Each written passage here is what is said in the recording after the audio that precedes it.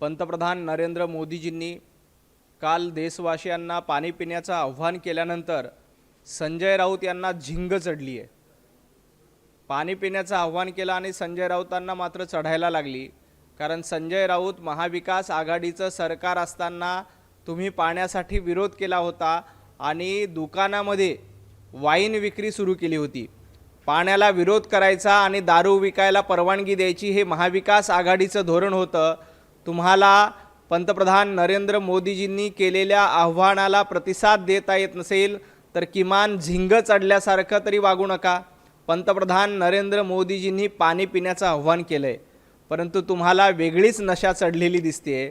महाविकास आघाडीचं सरकार असताना महाराष्ट्रामध्ये किराणा दुकानावर वाईन विक्री करण्याची परवानगी द्या अशा पद्धतीचा प्रस्ताव संजय राऊत कुणी आणला होता आणि त्यामध्ये संजय राऊत यांच्या संबंधातली कंपनी कुणाची होती हे महाराष्ट्र विसरलेला नाही। तुमचं धोरण वाईन प्यायचं होतं, तर पंतप्रधान नरेंद्र मोदीजींचं धोरण पाणी प्या असं आहे। त्यामुळं पाणी प्या म्हटल्यानंतर वाईन पिल्यासारखं बोलू नये, एवढंच मला जनाब संजय राऊतांना सांगायचं आहे। ज्या पद्धतीनं पंतप्रधान नरेंद्र मोदीजींनी काटकसरीचं आव्हान केलं, उन्हाळा जास्त असल्यामुळं पाणी पिण्याचं आव्हान केलं, प्रत्येक गोष्टीवर टीका टिप्पणी करायची सवय संजय राऊतांना लागलेली आहे। त्यामुळं जनाब संजय राऊत यांनी झिंग चाडल्यासारखं वागू नये।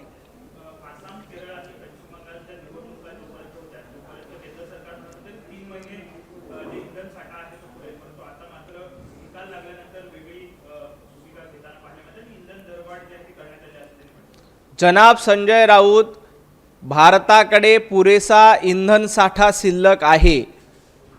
आपण लक्षात घ्या, काही लोक जाणीवपूर्वक डिझेलचा आणि पेट्रोलचा साठा करत आहेत। काही जिल्ह्यांमध्ये दरवेळेपेक्षा 50% 75% मागणी वाढलेली आहे। ही मागणी का वाढली आहे? कारण काही जण साठेबाजी करून पेट्रोल आणि डिझेलचा काळा बाजार करण्याचा प्रयत्न करतात। आणि राहिला प्रश्न इंधन दरवाढीचा, तर चीनमध्ये जवळपास 25 ते 30% इंधन दरवाढ झाली आहे। पंतप्रधान नरेंद्र मोदीजींमुळे आज आपल्याकडे 4 ते 5% इंधन दरवाढ झालेली आहे। येणाऱ्या काळामध्ये युद्धाची परिस्थिती नियंत्रणात आल्यानंतर हे दर पुन्हा नियंत्रणात येतील, कमी केले जातील। सर्वसामान्य नागरिकांना झळ बसू नये यासाठी सरकार विशेष प्रयत्न करते।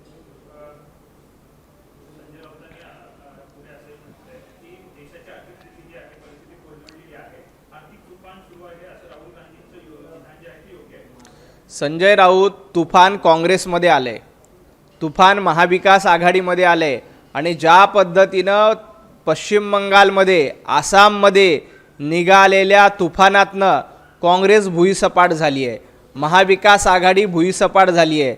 आपला पक्ष पार शिल्लक सेना झालेला आहे। त्याच्याकडे बघा, आर्थिक तुफान सांभाळण्यासाठी आणि आर्थिक तुफान नियंत्रण आणण्यासाठी पंतप्रधान नरेंद्र मोदी सक्षम आहेत। त्यांना देशाची अर्थव्यवस्था कशी चालवायची ही चांगली माहिती आहे। ज्या राहुल गांधींना त्यांचा पक्ष कसा चालवायचा हे माहीत नाहीत, त्यांनी देशात आर्थिक तुफान आलंय आणि त्याचा उदो करण्याचं काम संजय राऊतांनी करू नये।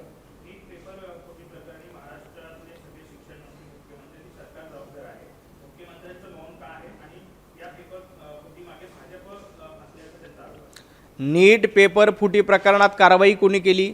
सरकारने स्वतःहून कारवाई केली। ज्या वेळेला लक्षात आलं की पेपर फोडून काही विद्यार्थ्यांचं नुकसान करण्याचा प्रयत्न केला गेला, त्यावेळेला सरकारनं कुणालाही पाठीशी घातलं नाही। देवेंद्रजी फडणवीसांनी कुठेही मौन बाळगलं नाही। उद्धवजी ठाकरे सारखे मौनी बाबा देवेंद्रजी फडणवीस नाहीत। त्यांनी सांगितलं, नीट पेपर प्रकरणामध्ये जे कोणी दोषी असतील त्यांच्यावर कारवाई करा, कुणालाही सोडू नका। ते काँग्रेसचे कच्चे बच्चे असतील तरी त्यांनाही पाठीशी घालू नका। संजय राऊतांनी काँग्रेसला जाब का विचारला नाही? नीट पेपर फुटी प्रकरणामध्ये काँग्रेसचं थेट कनेक्शन समोर आल्यानंतर देखील संजय राऊत त्यांना जाब विचारण्याची हिम्मत करत नाहीत। मुख्यमंत्री देवेंद्रजी फडणवीसांनी ज्या वेळेला लक्षात आलं की महाराष्ट्रामध्ये पेपर फुटीचं काही कनेक्शन आहे, त्यावेळेला अशा लोकांना बेड्या ठोकण्याचं काम, ताब्यात घेऊन चौकशी करण्याचं काम हे केंद्र सरकारच्या माध्यमातून, CBIच्या माध्यमातून, राज्य सरकारच्या माध्यमातून केलं आहे। नीट पेपर फुटी प्रकरणात विद्यार्थ्यांच्या जीवाशी खेळणाऱ्यांशी आणि शिक्षणाचा खेळखंडोबा करणाऱ्यांना कुणालाही सोडलं जाणार नाही, हे जनाब संजय राऊतांनी लक्षात ठेवावं।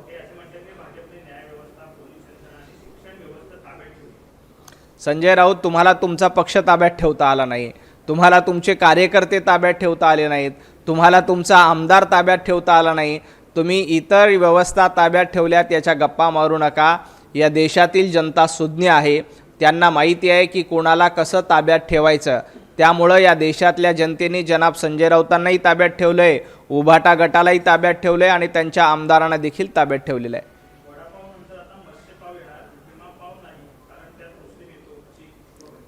संजय राऊतांना अलीकडच्या काळामध्ये खिमापाव जास्त प्रिय वाटायला लागला आहे, वडापाव त्यांना प्रिय वाटत नाही आणि मत्स्यपाव येऊन आमच्या कोळी बांधवांच्यासाठी एक नवी संधी निर्माण केली जात असेल तर संजय राऊतांनी एवढं दुखायचं कारण काय?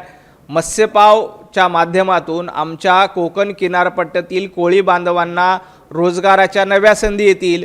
मुंबईमध्ये आजपर्यंत आपण चवीने वडापाव खात होतो, येणाऱ्या काळामध्ये आता मत्स्यपाव येईल।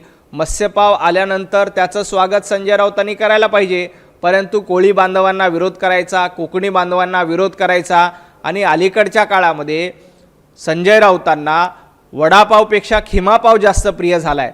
कारण त्यांना वाटतं की खिमापाव खाल्ल्यानंतर आपल्याला जे खिमापाव खाणारे आहेत ते मतदार करतील आणि त्याच्यामुळं दाढ्या कुरवळण्याचं काम खिमापाव खाऊन हे संजय राऊत करतायत। परंतु लक्षात घ्या, तुम्ही कितीही दाढ्या कुरवळल्या, अफजल खान यांनी औरंगजेब फॅन क्लब चालवण्याचा कितीही प्रयत्न केला तरी त्याचा उपयोग होणार नाही। तुम्ही कोकणी लोकाच्या मत्स्यपावाला विरोध करतायत, तुम्ही कोळी बांधवांना विरोध करतायत, कोकणी बांधवांना विरोध करतायत। हा कोळी आणि कोकणी बांधव तुम्हाला धडा शिकवल्याशिवाय राहणार नाही।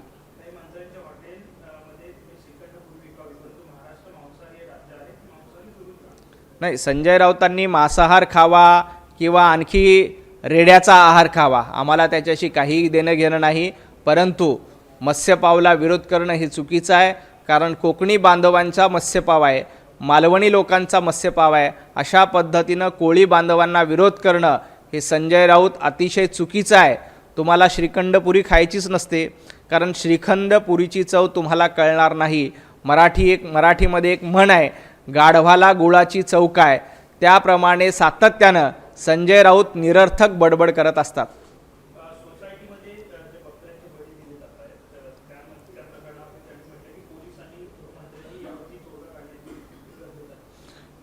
संजय राऊतांनी आज पत्रकार परिषदेमध्ये बळी देण्याचं समर्थन केलंय।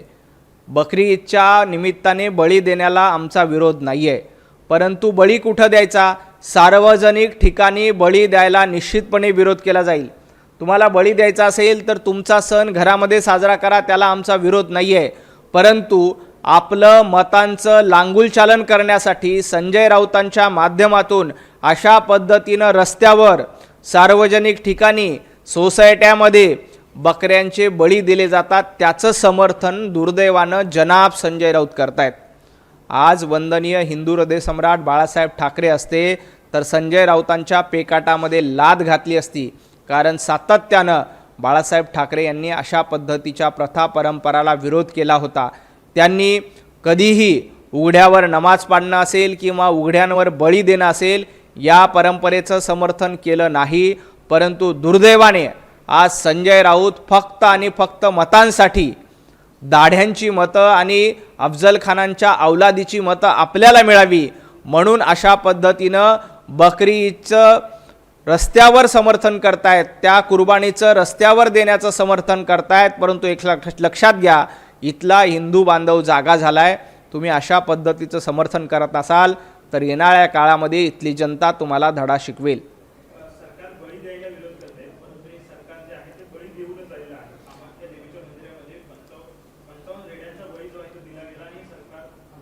सरकार रेड्यांचा बळी देऊन इथं आलेलं नाही, तर उभाटा गटाचा बळी देऊन हे सरकार आलेलं आहे। जनतेनं उभाटा गटाचा बळी घेतलाय, जनतेनं मतांच्या रूपाची सुरी ही उभाटा गटावर चालवली, संजय राऊत तुमच्या पक्षावर चालवली आणि मत न देता तुम्हाला सांगितले की तुमची अवकात नाही आहे महाराष्ट्र चालवण्याची. तुम्हाला आमदार तुम्ही जवळपास 90च्या पेक्षा जास्त जागा विधानसभेला लढल्या, फक्त 20 आमदार निवडून दिले. तुमच्या 70 आमदारांचं मतं न देता बळी घेण्याचं काम महाराष्ट्रातल्या जनतेनं केलंय. त्यामुळं तुम्ही बकरी ईदच्या बळीची चिंता करू नका. आपल्या पक्षाचा जनतेने जो बळी घेतलाय त्याची चिंता करा.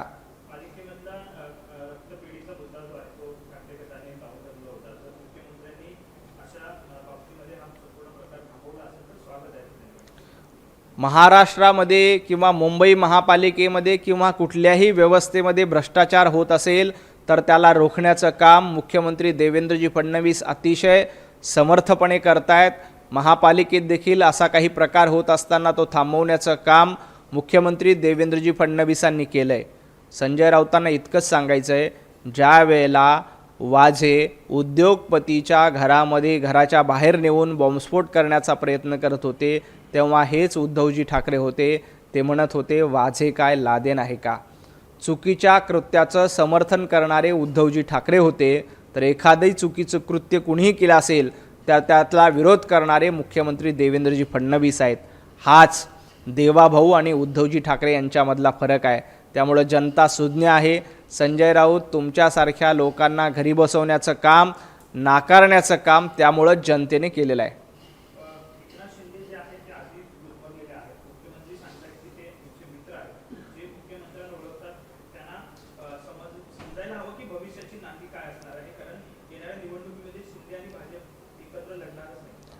संजय राऊत, एकनाथजी शिंदे गुदमरलेले नाहीत तर तुमच्या पक्षाचे नेते दमलेले आहेत. दमलेल्या बाबाची कहाणी काय आहे हे एकदा आदित्य ठाकरेंना आणि उद्धवजी ठाकरेंना जाऊन विचारा. शिंदे कधीही गुदमरलेले नव्हते. भारतीय जनता पार्टी महायुतीसोबत सक्षम नेतृत्व करण्याचं काम एकनाथजी शिंदे करतायत. परंतु दमलेल्या बाबांची कहाणी ही मातोश्रीवर कशा पद्धतीनं सुरू आहे, कोण कसं गुदमरलं आहे, काँग्रेसमध्ये कसं तुम्हाला किंमत दिली जात नाही, मातोश्रीवर आज काय अवस्था आहे, दमलेल्या बाबाची कहाणी कोण कोणाला सांगतंय हे एकदा संजय राऊतांनी मातोश्रीवर जाऊन विचारलं पाहिजे. मग तुम्हाला लक्षात येईल दमलेलं कोण आहे आणि गुदमरलेलं कोण आहे. भारतीय जनता पार्टीसोबत शिवसेना असेल, राष्ट्रवादी असेल, ही अतिशय एकमतानं एक दिलानं एकसंघ पुढे जात आहे.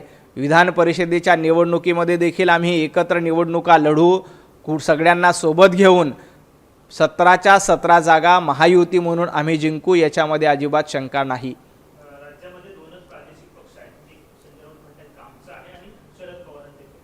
नाही, हे खरं आहे की राज्यामध्ये 2च प्रादेशिक पक्ष आहेत. एक वंदनीय हिंदू हृदय सम्राट बाळासाहेब ठाकरे यांची शिवसेना जी एकनाथ शिंदेंसोबत आहे, आणि दुसरं स्वर्गीय अजितदादा पवार यांच्यासोबत असलेली राष्ट्रवादी काँग्रेस पार्टी.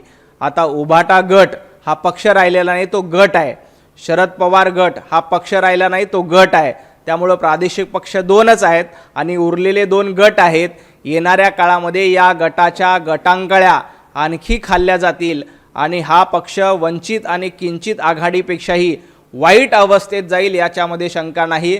त्यामुळंच उद्धवजी ठाकरे गेल्या काही दिवसापासून शांततेत घरामध्ये बसलेत, कारण त्यांना माहिती आहे की आपल्या गटाची वाताहत करण्याचं काम संजय राऊत यांच्यामार्फत सुरू आहे.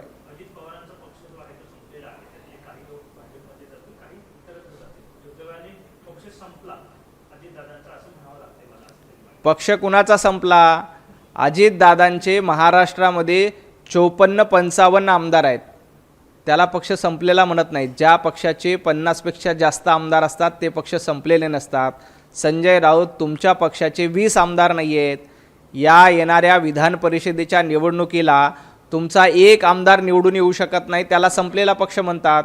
आणि सगळ्यात महत्त्वाचं म्हणजे महापालिकेला तुम्हाला भोपळा फोडता आला नाही, जिल्हा परिषदेला तुम्हाला भोपळा फोडता आला नाही, पंचायत समितीला तुमच्या उमेदवारांनी निवडणूक लढण्याच्या आधीच माघार घेतली.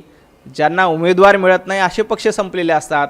अजितदादा आज सरकारमध्ये आहेत, अजितदादांचे मंत्री सरकारमध्ये आहेत, अजितदादांचा पक्ष सरकारमध्ये आहेत. त्यामुळं तुम्ही अजितदादांच्या पक्षाची चिंता करू नका, आपल्या उरल्या सुरलेल्या पक्षाची चिंता करा. आणि ज्या शिवसैनिकांनी, ज्या निष्ठावान शिवसैनिकांनी तुम्हाला लाथ मारली, अशा उरलेल्या पक्षाची संजय राऊतांनी चिंता करावी. वडेट्टीवार यांनी म्हटलं की लॉकडाऊन सारखे दिवस जे आहेत ते लवकरच येतील. महिनाभरात पेट्रोल 170 रुपयांवर तर डिझेल जो आहे ते 150 रुपयांवर जाईल असं. विजय वडेट्टीवार, या देशामध्ये लॉकडाऊन लागणार नाही, परंतु काँग्रेसचं लॉकडाऊन निश्चितपणे झालेलं आहे. पंतप्रधान नरेंद्र मोदीजींच्या नेतृत्वात देश पुढे चालला आहे, पण काँग्रेसची वाट लागली आहे. लॉकडाऊन जिथे लागायचं असेल ते काँग्रेस पक्षामध्ये लागेल. या देशामध्ये लॉकडाऊन लागणार नाही.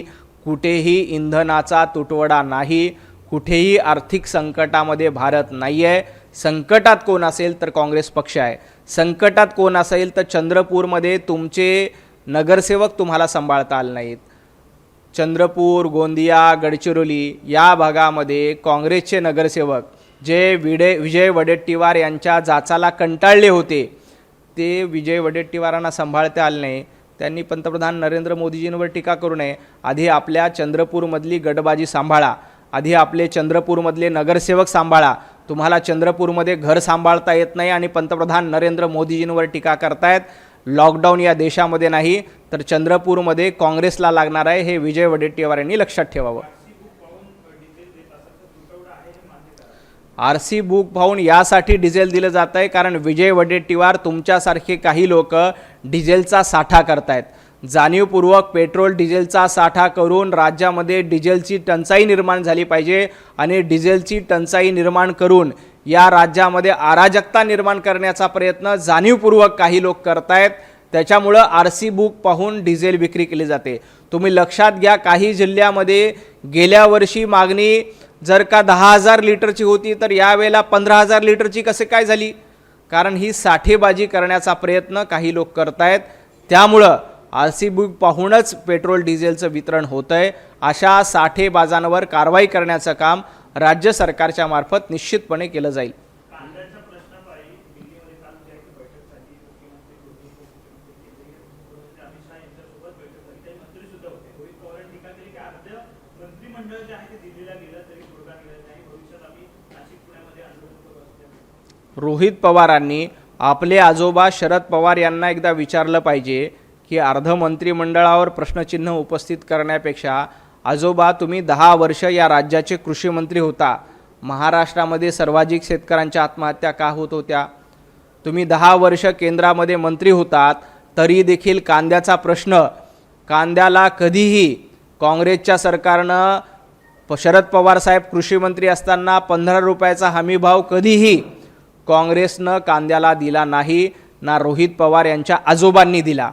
आज बघा, स्वतः मुख्यमंत्री देवेंद्रजी फडणवीस यांनी पुढाकार घेतला, अमित शहा यांच्यासोबत बैठक केली आणि त्या बैठकीमध्ये तोडगा निघाला. येणाऱ्या 4 दिवसामध्ये कांद्याचा प्रश्न हा संपलेला असेल. रोहित पवारांनी आपल्या आजोबाच्या हयातीमध्ये, शरद पवार साहेबांच्या हयातीमध्ये महाराष्ट्रातल्या शेतकऱ्यांची स्थिती काय होती याचा थोडासा अभ्यास करावा. कदाचित त्यावेळेला रोहित पवार थोडेसे लहान असतील, त्यांना आठवत नसेल, तर मी काही बातम्या, त्यावेळची शेतकऱ्यांची आकडेवारी ही रोहित पवारांना पाठवून देतो. त्यांनी अभ्यास करावा आणि मग पंतप्रधान नरेंद्र मोदीजी आणि देवेंद्रजी फडणवीसांना प्रश्न विचारावेत.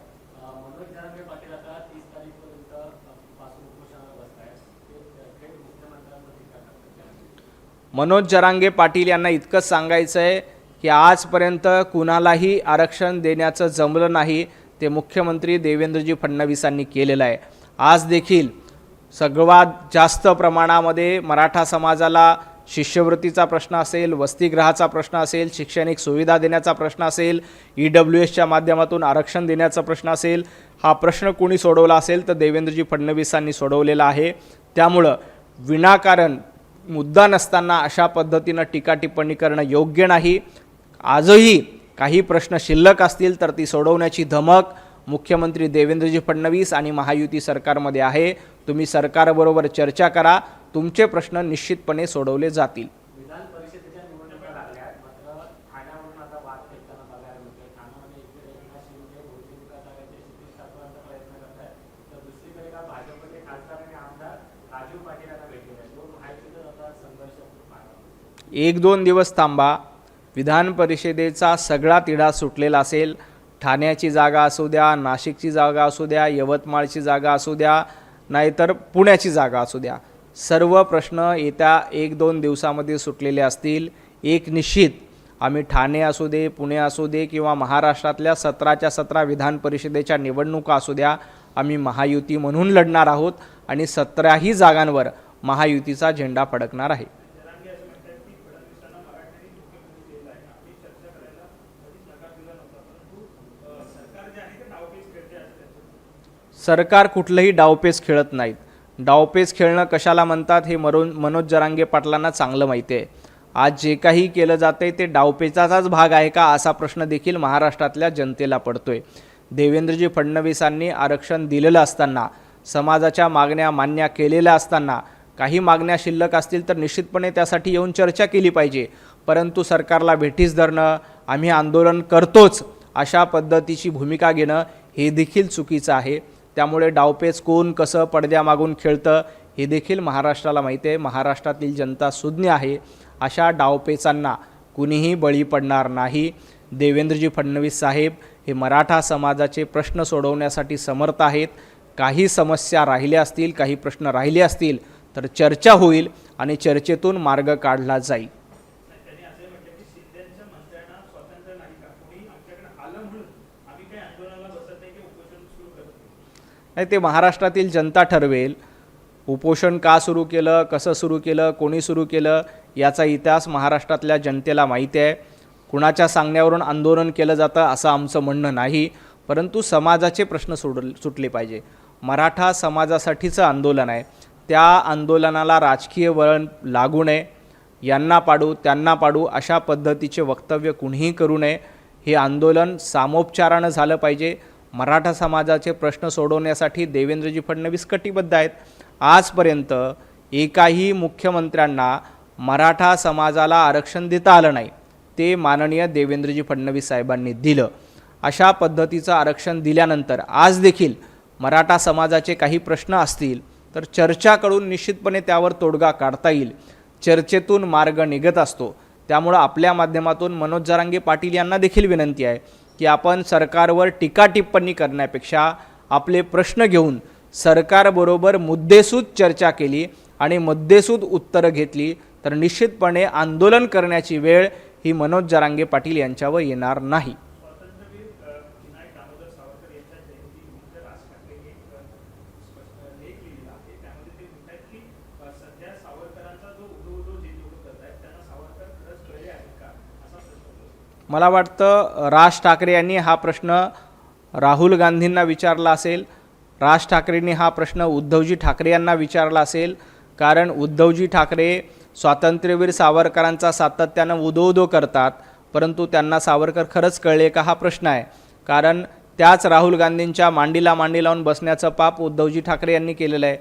ज्या स्वातंत्र्यवीर सावरकरांचा अपमान सातत्यानं राहुल गांधींनी अतिशय घाणेरडे अश्लील शब्द वापरून केलेला आहे, अशा राहुल गांधींच्या शेजारी जाऊन बसण्याचं काम उद्धवजी ठाकरे यांनी केलेलं आहे. त्यामुळं राज ठाकरे यांनी स्वतःच्या भावाला हा लेख लिहिला असेल आणि त्यांना विचारलं असेल की तुम्ही उदो करता परंतु तुम्हाला सावरकर कळले नाही. तुम्हाला जर का सावरकर कळले असते तर तुम्ही कधीच काँग्रेसच्या मांडीला मांडी लावून बसला नसता. हा संदेश सन्माननीय राज ठाकरे यांना उद्धवजी ठाकरे यांनी दिला असेल. एबीपी माझा, उघडा डोळे बघा नीट.